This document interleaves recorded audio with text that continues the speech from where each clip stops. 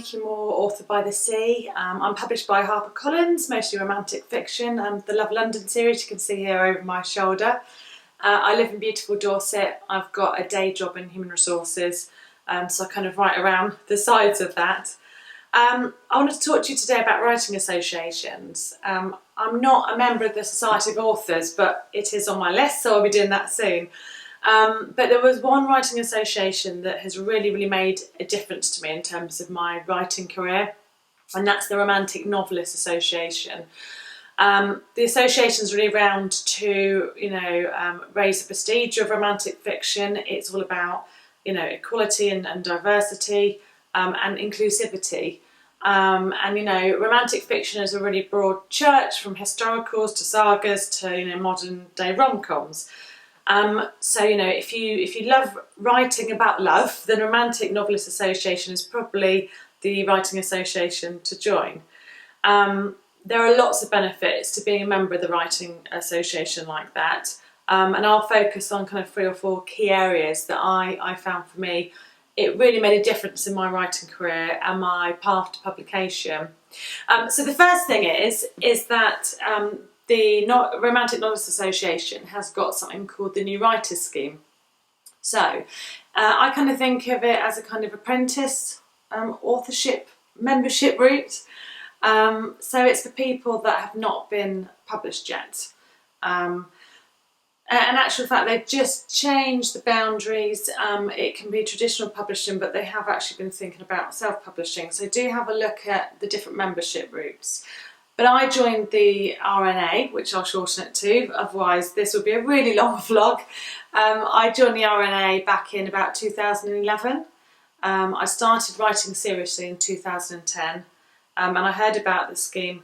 I'd actually briefly been a member, I think, back in 2002 when I wrote my first kind of Mills and Boon type novel, which never really got off the ground, but at the time I think I was 22, I was a single mum raising a toddler daughter, and it just wasn't the right time really.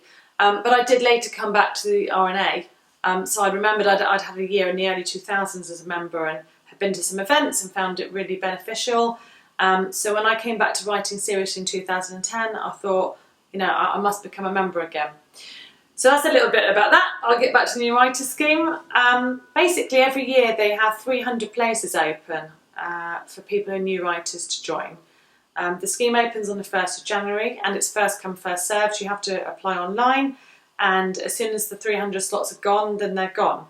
The beauty of that scheme, which I think is about £135 for EU members and £145 for those outside the current EU, is that you get to come to all the events, which I'll talk about in a minute, for the RNA, but actually more importantly is you get to submit a manuscript to a reader of the RNA, and that tends to be an editor or a published author, or could be a literary agent, and you have until I think it's the 31st of August to submit that manuscript.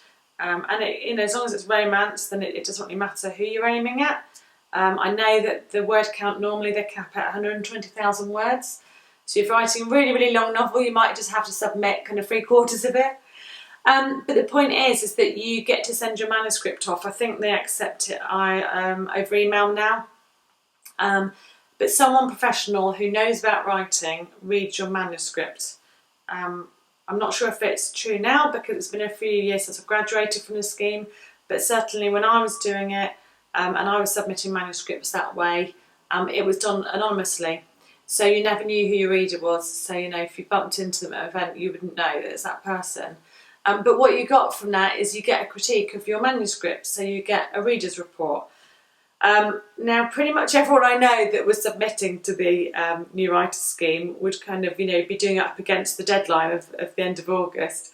And then we'd all be waiting with bated breath to get our reports back.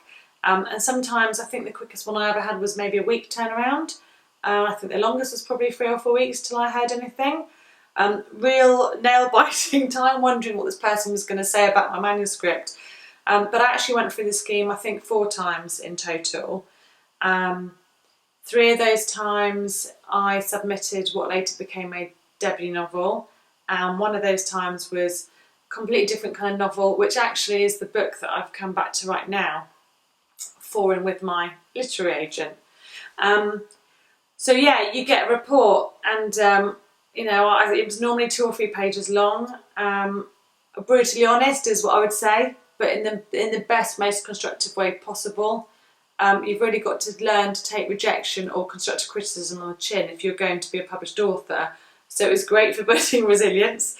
But yeah, it was commentary about, you know, whether your book held promise, the things that structurally you were getting right, and actually maybe some of the stuff that what I thought of as gold dust, it was the stuff that you were getting wrong, because that really helps. And I know that with the book that became Crazy Undercover Love, which HarperCollins published, it was published by Harper Impulse, which was the digital first romance imprint of HarperCollins at the time.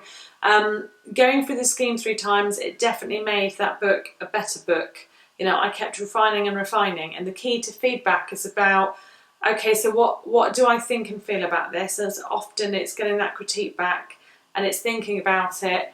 It's maybe putting it in a drawer for a few weeks until you stop crying or laughing hysterically, and then coming back to it and thinking, well, what do I agree with? And, you know, what still resonates with me in terms of it's still your story, but these people do know what they're talking about. So I found those reports enormously helpful.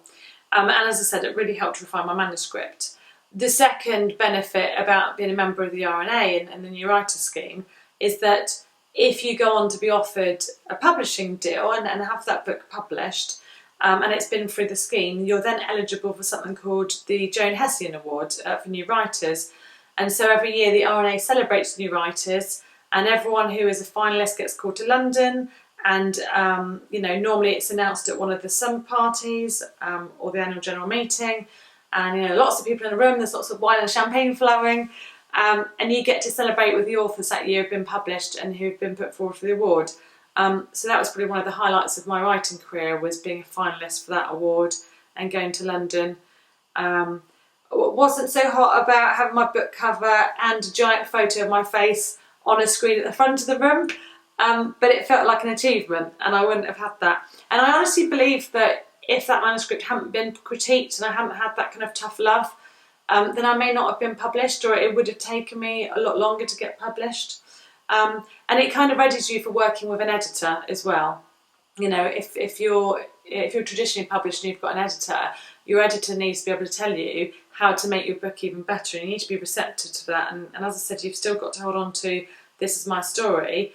But you've got to think about, yeah, what advice resonates and actually what is going to make sense and what's going to make it a better book for a reader. So I think it readies you. So the New Writer Scheme, you know, think about applying. I know it's a sum of money, but it's well worth it in terms of the critique. And if you go to a literary consultancy, often they'll charge quite a bit more than that. And you can be put forward for this award.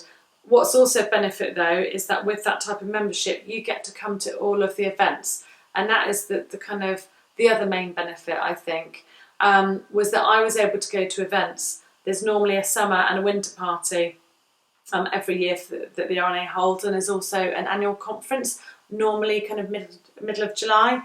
But being able to go into a room and meet other aspiring authors and published authors, you know, some really big name best-selling authors. I've had many RNA parties I've gone to where I've been fangirling all over the place because I've met people whose books I've been reading for years and years. And also the chance to meet literary agents. You know, I met my agent Hattie from the Blair Partnership at an RNA winter party in, I think, 2016 or 17.